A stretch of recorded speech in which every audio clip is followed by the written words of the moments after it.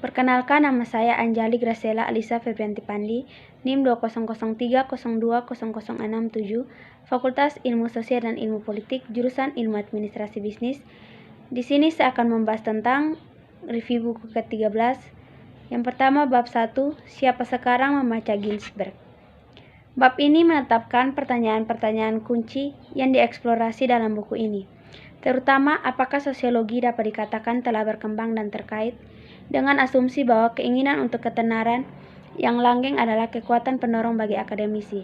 Apakah ada alasan untuk mempercayai hal itu? Pekerjaan sosiolog berkontribusi pada proses ini. Pertanyaan-pertanyaan ini muncul karena beberapa sosiolog yang terkenal pada zamannya hampir tidak dikenal saat ini. Sedangkan ukuran konvensional dari kesuksesan akademis diragukan validatisnya. Eksplorasi pertanyaan-pertanyaan ini kemudian diatur dalam kerangka autobiografi, yaitu dalam 50 tahun lebih penulis telah menjadi sosiolog Inggris.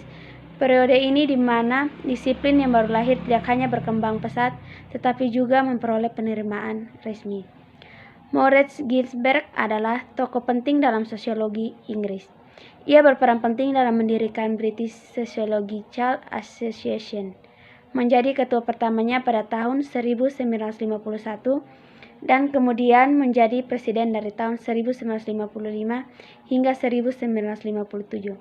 Ia juga editor The Sociologist Review pada tahun 1930-an dan pemegang jabatan bergengsi sebagai profesor sosiolog Martin White di Sekolah Ekonomi London. Yang berikutnya, bab 2, sosiologi bersifat kumulatif dan progresif. Sosiologi bersifat kumulatif dan progresif adalah karakteristik dari kebanyakan pengajaran dan penelitian. Tetapi klaim semacam itu meragukan karena prestasi biasanya diberikan pada pekerjaan yang dianggap asli, meskipun penilaian tersebut bersifat subjektif dan semakin mudah untuk membuat semakin sedikit orang yang mengetahui sejarah disiplin ilmu tersebut. Selain itu, fakta bahwa masyarakat berubah membuatnya mudah untuk menghasilkan temuan yang tampaknya baru. Meskipun menghasilkan data baru tidak setara dengan menambah pemahaman sosiologis. Disiplin dilumpuhkan oleh preferensi kekeliruan kata terbaru, ditambah dengan efek kesegaran dan pendeknya memori sosiologis. Akhirnya menolak perspektif yang sudah mapan atas nama kemajuan adalah cara yang mapan untuk memperoleh reputasi. Kenyataannya adalah hal termudah di dunia untuk menghasilkan data baru dan ilmu sosial. Jika tidak ada yang lain, hanya berlalunya waktu memungkinkan pengumpulan data baru secara terus-menerus. Tetapi kemudian seseorang juga dapat menambahkan bentuk baru yang bergantung pada ruang, yang bergantung pada sosial ekonomi yang berbeda, atau yang baru dengan cara yang tergantung pada metode dan tergantung pada analisis. Faktanya, bahkan jika dua peneliti mempelajari fenomena yang persis sama selama periode waktu yang sama dengan menggunakan metodologi yang sama, kemungkinan besar ada perbedaan dalam kesimpulan yang diambil, sehingga memberikan masing-masing elemen kebaruan hanya dengan menjadi berbeda satu sama lain. Ada sejumlah faktor kelembagaan yang cenderung memperkuat kecenderungan ini untuk memberikan kesan bahwa terbaru adalah yang terbaik.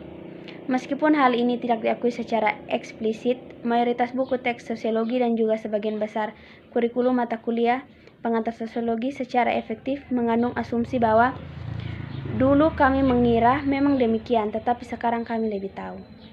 Kemudian ada fakta bahwa daftar bacaan untuk kursus cenderung menampilkan publikasi dari para akademisi yang mengajar tentang mereka.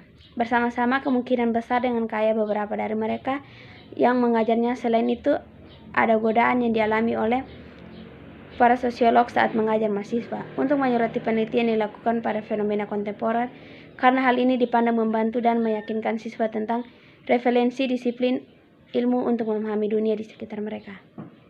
Yang berikutnya, bab 3, hari Grondok sosiologis. Sosiologis terjebak dalam semacam Grondok abadi karena apa yang tampak seperti kemajuan sebagian besar terdiri dari daur ulang perspektif lama, tetapi sebagian besar dilupakan. Ini terjadi karena selama ketidaktahuan tentang sejarah disiplin ilmu, spesialisasi yang berlebihan telah mengakibatkan kurangnya ingatan bersama kolektif, yaitu materi yang diketahui oleh hampir semua sosiolog.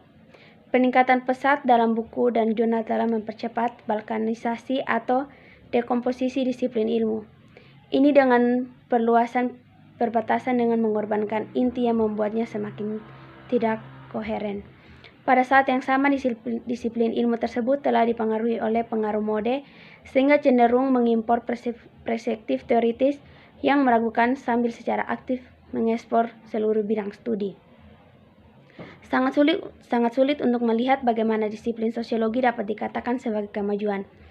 Jika seperti telah dikemukakan, ia dicirikan oleh tentang perhatian yang pendek dan ingatan kolektif yang terbatas. Karena ciri-ciri ini tentu menyiratkan bahwa bahan terus didaur ulang yang mengarah pada disiplin yang tertangkap dalam semacam hal grundok abadi. Dengan apa yang dampak seperti kemajuan sebagian besar terdiri dari daur ulang yang lama tetap perspektif yang sebagian besar terlupakan. John Scott adalah salah satu dari mereka yang percaya ini menjadi takdir subjek, mencatat bahwa sejarah sosiologi ditandai dengan seringnya penemuan kembali dan penyajian kembali tema-tema kunci 2006. Ini adalah poin yang dia kemukakan di halaman pembukaan teksnya yang menekankan bahwa para ahli teori kontemporer yang sering menganggap pekerjaan mereka pendekatan baru atau arah baru untuk teori sosial yang terutama selaras dengan kondisi kontemporer. Namun terlalu sering usaha baru ini berakhir sebagai penyataan kembali secara keseluruhan atau sebagian dari ide-ide yang sudah dieksplorasi dengan baik oleh penulis sebelumnya. Berikutnya bab 4 sosiologi dan Bourne.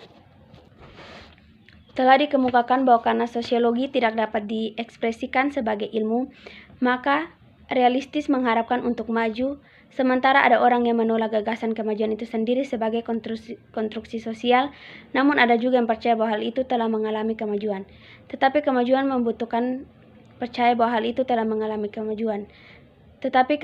membutuhkan kemajuan yang dibuat dalam pengetahuan inti dan disiplin ilmu, bukan di perbatasan, di mana data baru dikumpulkan. Sayangnya terlalu banyak sosiolog yang bertindak seperti terbang dan bakar hortikultura terus-menerus, memanen temuan baru tetapi jarang melakukan pekerjaan untuk mengkonsolidasikan data ini sehingga mereka membentuk tambahan pada inti.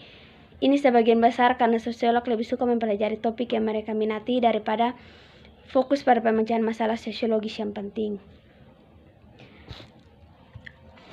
Orang percaya yang lebih baru tidak hanya kurang mudah ditemukan, tetapi juga tidak mungkin menghubungkan kemajuan dalam pemahaman sosiologis dengan kemajuan secara umum. Namun demikian, mereka memang ada. Salah satunya adalah Edward Sis yang menulis pada tahun 1980 menegaskan bahwa menurut pendapatnya sosiologi telah membuat beberapa kemajuan intelektual. Dengan hasil pikirannya tentang mengapa seseorang lebih suka daripada yang lain diwujudkan.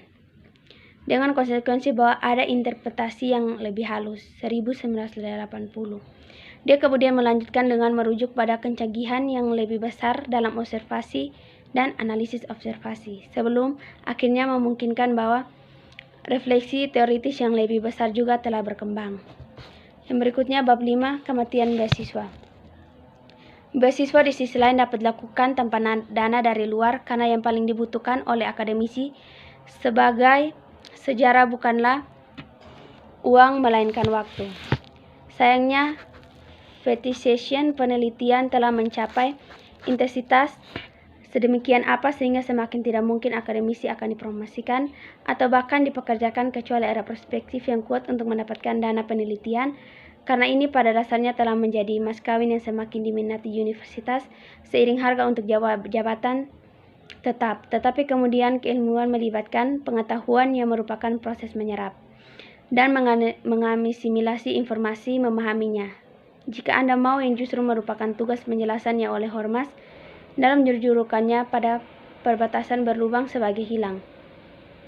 Salah satu akibat tak terelakkan dari perpindahan dari ilmu pengetahuan ini adalah kecenderungan untuk berpaling dari sejarah karena sulit untuk menghasilkan data baru secara retrospektif, sementara keilmuan pada umumnya melibatkan penyerapan jumlah besar data yang telah terkumpul selama periode waktu tertentu. Yang berikutnya bab 6 runtuhnya Menara Gading.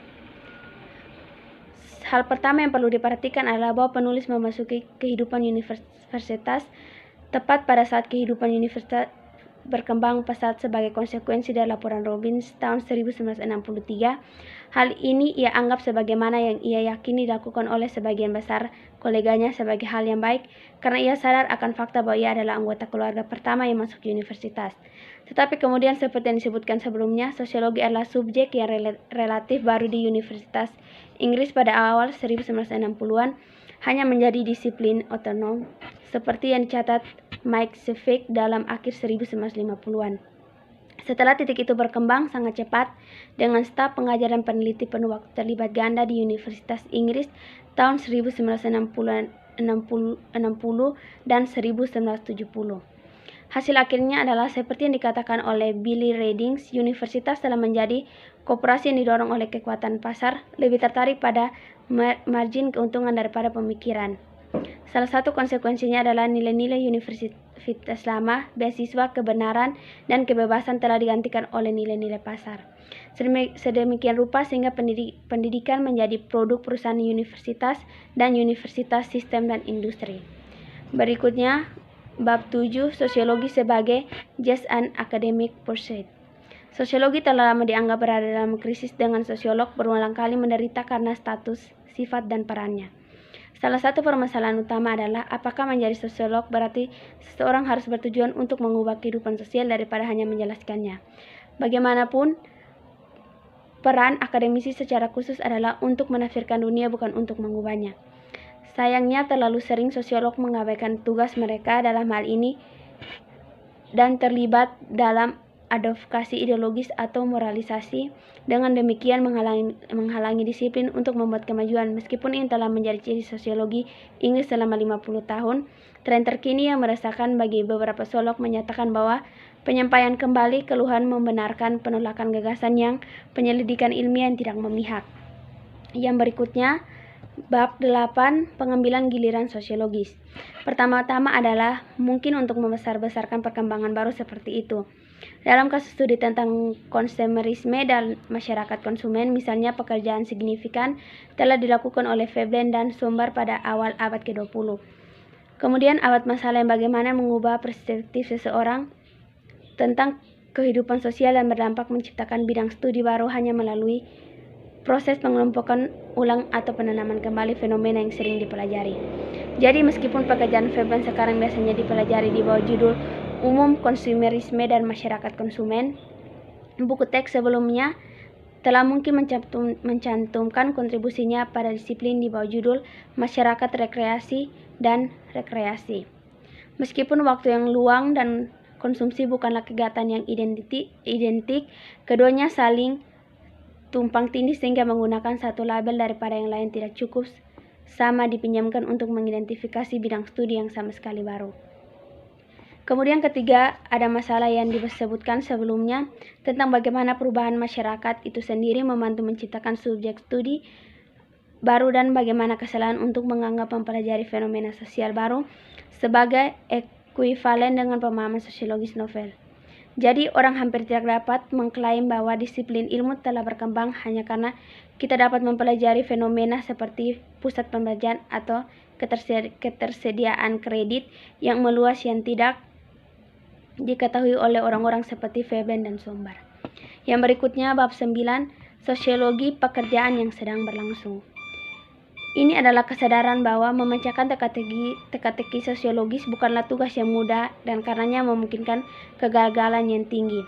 Dengan konsekuensi bahwa secara masuk akal mereka memilih opsi yang lebih mudah, dapat dikatakan bahwa ini adalah strategi yang sangat rasional bagi sosiolog untuk dikejar, sejauh mereka lebih mungkin mendapatkan pujian di mata rekan-rekan mereka untuk seperti yang dikatakan Stephen Cole, mereka mengerjakan topik yang menarik daripada menyelesaikan secara efektif masalah sosiologis.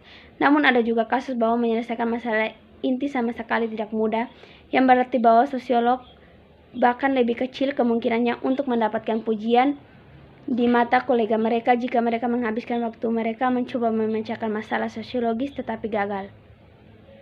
Semua itu berarti bahwa menghindari mengatasi masalah sosiologis yang sulit dan memilih untuk fokus pada penyelidikan yang menarik, dan kemungkinan besar merupakan aspek kehidupan sosial yang sangat topikal.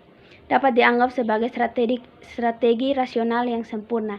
Meskipun hasil akhirnya adalah kemajuan, karya sosiolog terdapat disiplin.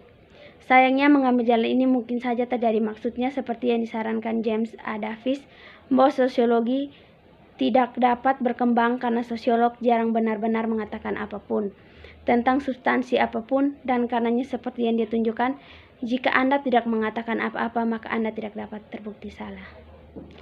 Demikian pembahasan yang bisa saya sampaikan, kurang lebihnya saya mohon maaf. Terima kasih.